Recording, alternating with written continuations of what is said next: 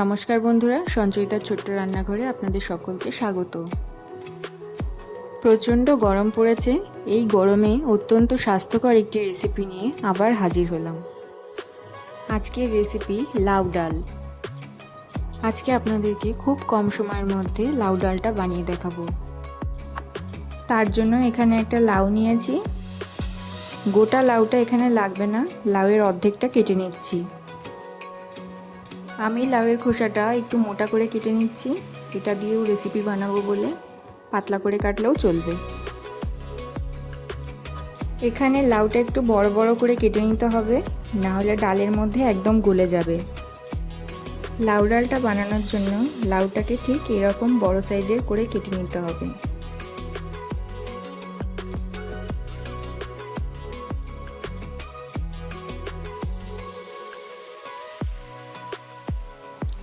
এবারে আমি একটা কড়াই নিয়ে নিয়েছি। কড়াইয়ের মধ্যে খুব সামান্য একটু তেল দেবো। লাউ ডালটাকে বানানোর জন্য এখানে সোনামুগ ডাল লাগবে। ডালটাকে অনেক আগে থেকেই আমি ভালো করে ধুয়ে জল ঝরিয়ে পাখার নিচে শুকিয়ে রেখেছি। এখন আমি ডালটাকে ভেজে নেব।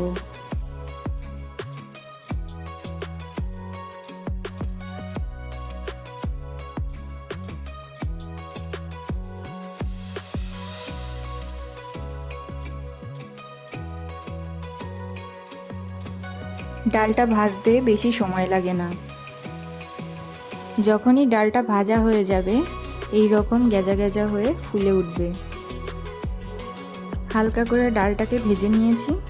এবার ডালটা সেদ্ধ হওয়ার জন্য জল দিয়ে দেবো।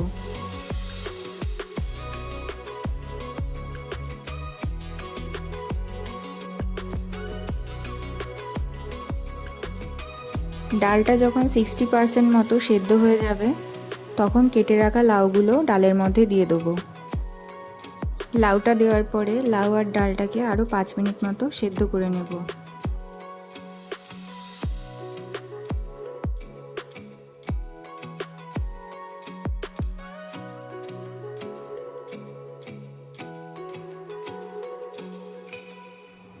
লাউ আর ডালটাকে সিদ্ধ করার সময় পরিমাণ মতো লবণ দিয়ে নেব।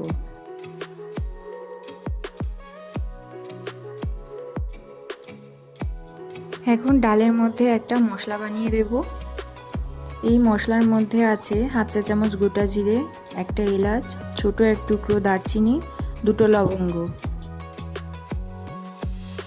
এই মশলাগুলোকে আমি 10 মিনিটের জন্য গরম জলে ভিজিয়ে রেখেছিলাম।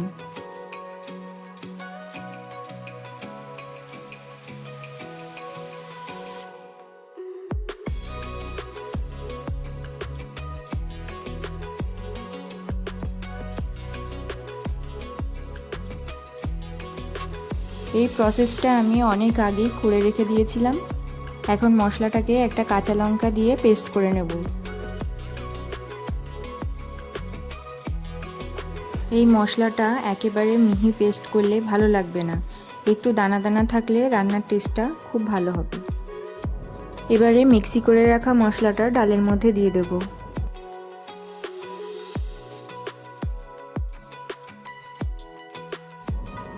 এখন 2টো কাঁচা লঙ্কা আর হাফ চা চামচ হলুদ দিয়ে দেবো।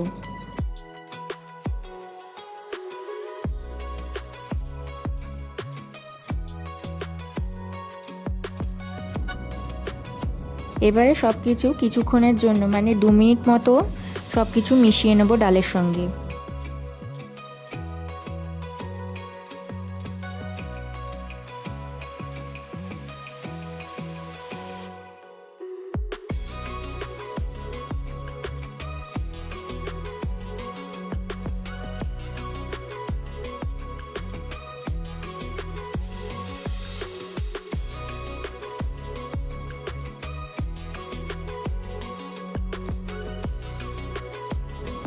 এখন যতটা পরিমাণ ডাল বানাবো সেই অনুযায়ী জল দিয়ে নেব। আমি এখানে 400 ml জল দিয়ে নিয়েছি 200 গ্রাম ডালের জন্য।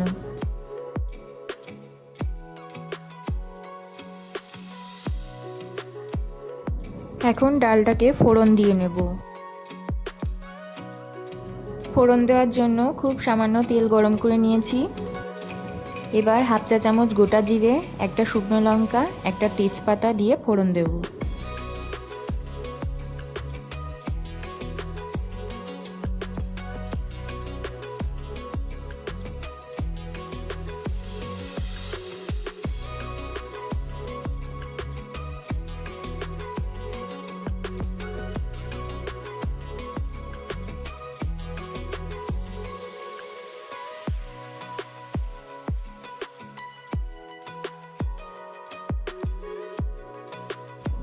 মশলাগুলোকে 20 থেকে 25 সেকেন্ড মতো একটু ভেজে নিলাম। এখন ডালটাকে ঢেলে দেবো।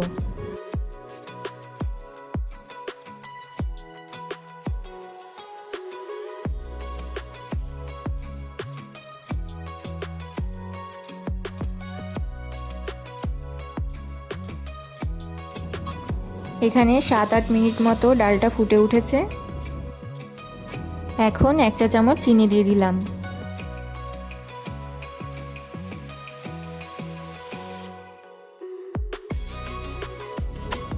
রান্নাটা পুরোপুরি কমপ্লিট হয়ে গেছে। আমি এখানে গ্যাসের ফ্লেম বন্ধ করে দিলাম।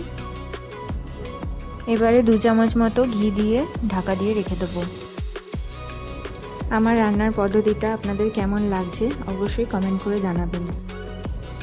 ভালো লাগলে একটা শেয়ার আর সাবস্ক্রাইব করে দেবেন।